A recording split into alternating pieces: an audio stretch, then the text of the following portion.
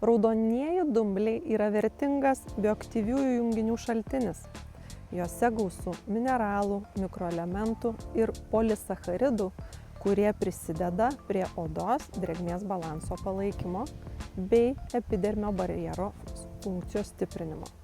Iš šių dumblių išgaunamas astaksantinas, vienas stipriausių žinomų natūralios kilmės antioksidantų. Jo antioksidacinis aktyvumas remiantis tyrimais gali būti kelis tūkstančius kartų didesnis nei vitamino C ar vitamino E.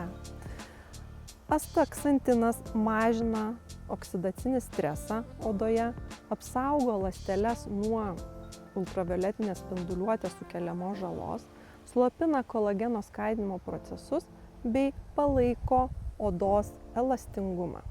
Rezultatas – lygesnė, stangresnė ir nuo senėjimo požymių apsaugota oda.